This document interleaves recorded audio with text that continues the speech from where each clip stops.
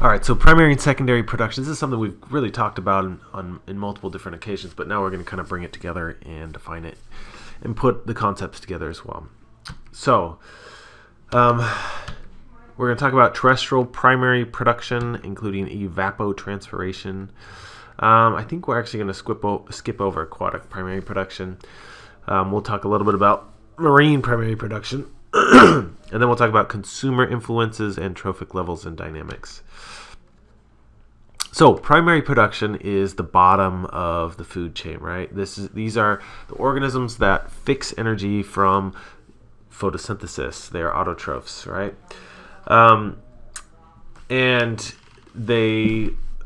you can measure this in biomass, right? Because originally you have nothing, so you'd have nothing there. You would just have dirt or rocks or whatever.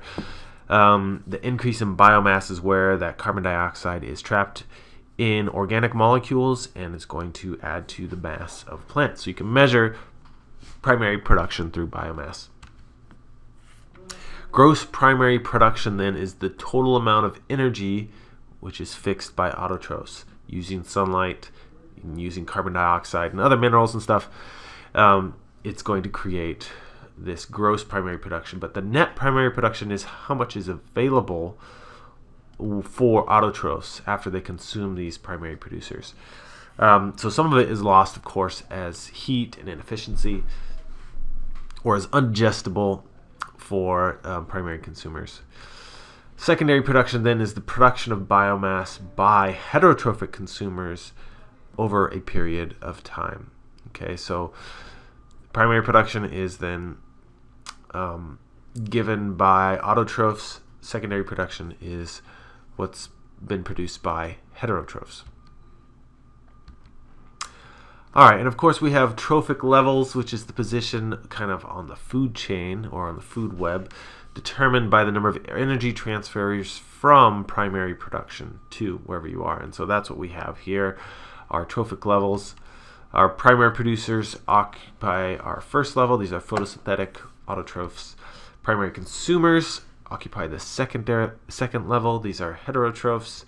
And then secondary consumers then occupy the third level, and they eat those first level consumers. And tertiary, quaternary, and so on and so forth on up the trophic levels.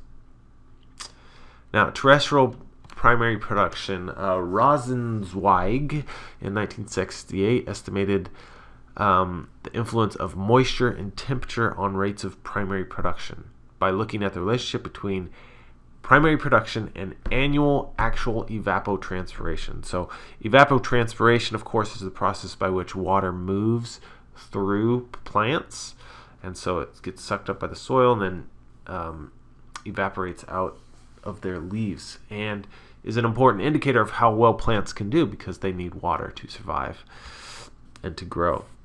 So when you look at the annual actual evapotranspiration rate, that's how much water evaporates and transpires off of a landscape, and it is generally low in cold and dry ecosystems. So you see this on this map here. It's low. The low end is the dark green and light green here. Our cold polar regions or our mountainous regions are going to have low AET, where our warm and moist regions are going to have high AET. All right, generally there's a positive relationship between primary production and AET, and you can see that in this graph here, this figure. When you look at actual evapotranspiration and net primary production, the most productive areas are the tropical rainforest. The least are the dry creosote bush deserts. There's also an east-west variation in primary production of grasslands correlated with rainfall. Again, if you have water, moisture, that's going to increase primary production. All right, there is, however, other factors to consider, including terrestrial primary production as a as influenced by differences in soil fertility or the nutrients found within soils. So Shaver and Chapman looked at tundra net primary production, and they found that if they added fertilizer to tundra, it increased the amount of production. Bowman also suggested that nitrogen is the most important nutrient, which limits primary production. You can do this. You can do this. Look at this experimentally by just adding nitrogen to plots of soil and looking at the primary production. And across the board, it's shown that really nitrogen is the limiting factor in most ecosystems. Phosphorus also has a significant effect. And so you can see that in these graphs here. If you add just phosphorus, you get a little bit of increase. If you add just nitrogen, you get much more increase, suggesting nitrogen is more of a limiting factor. If you add them both, then you get an increase more than both of those combined, a synergistic effect. All right, marine primary production is a little bit different. So the highest rates of primary production are going to be at the surface of marine environments where the sun can infiltrate that top layer of water. But as you go deeper and deeper in the ocean, you're going to have a lot less. But so that's the limiting factor for sunlight. But nutrients aren't just floating around in the water, at least not very many. So areas where you have minerals coming up from the bottom of the ocean, or access shallow waters where you have nutrients there, those are going to be more productive and have higher levels of primary production. So you find these along coastal margins. So really where the land meets the sea, you have currents which are taking water or taking nutrients up from the bottom of the ocean as they hit the coast. You also get nutrient runoff from land, from rivers, and those rivers are all containing, nutrients and runoff and soil, which is going to add to the nutrients available in the water. Open ocean, however, where you don't have this vertical mixing where the nutrients are not very productive. So the middle of the ocean, not very productive. Shallow areas or areas where you have currents upwelling. Okay, so here you have two currents meeting and that you have some upwelling here. These are going to be the most productive areas. So you got kelp forests along here, coral reefs in here. All these are either shallow areas where the water or the sunlight can infiltrate to the bottom of the ocean, or they are areas where you have currents bringing nutrients up from the bottom of the ocean and supplying those top organisms which have access to light to nutrients as well. All right, Tillman looked at plant functional groups and found similar physiological and anatomical characteristics. So what he did is he looked at the number of species and functional groups present in 168 different plots, and he found that higher species richness resulted in higher primary production. So really a connection between diversity and primary production. So if you have more species, the ones with more species had 3 times the production of ones with only a single species. And what that's really doing is different groups are making available different nutrients. So nitrogen fixing legumes are going to increase the amount of nitrogen available. C4 grasses also help to increase the overall productivity. Those were organisms which had a significant effect on the primary productivity. Cardinal found a similar relationship between aquatic algae diversity and production. So really, the number of algae which are diverse because of the different types of nutrients that they can take advantage of and make available for other levels are going to increase overall biodiversity and production.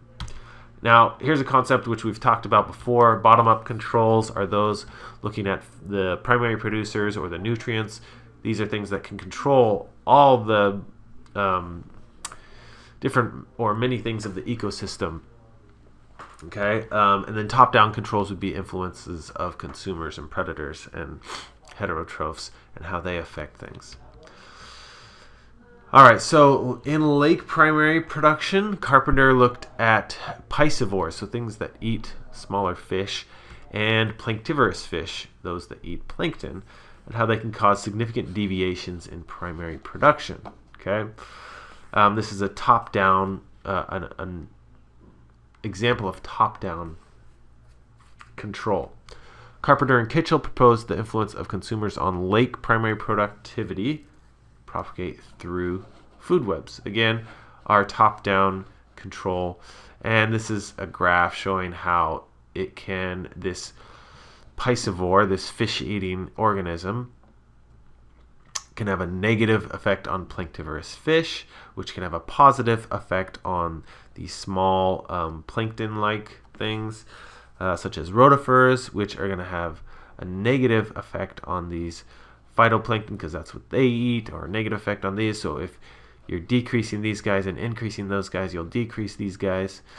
And these will also eat planktonic invertebrates, small herbivorous. Zooplankton eats small phytoplankton. So this is an example of what we call a trophic cascade, where effects of predators can affect prey and alter the dynamics between all of them on different trophic levels.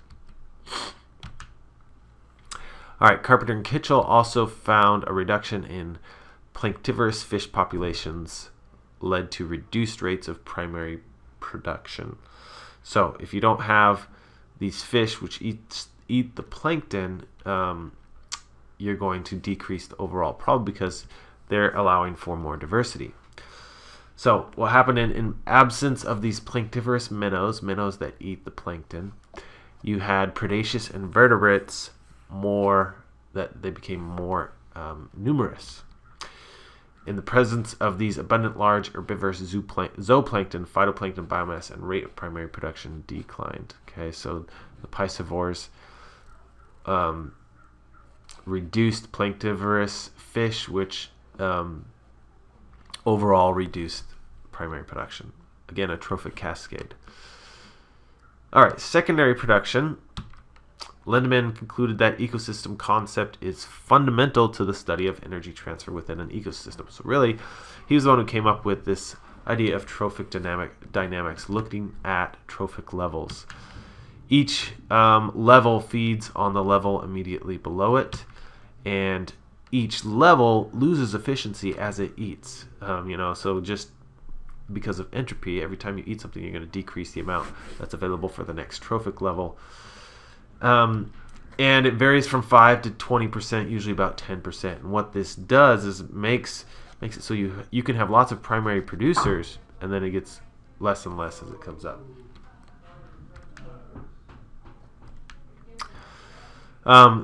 And really, that's all we're saying here.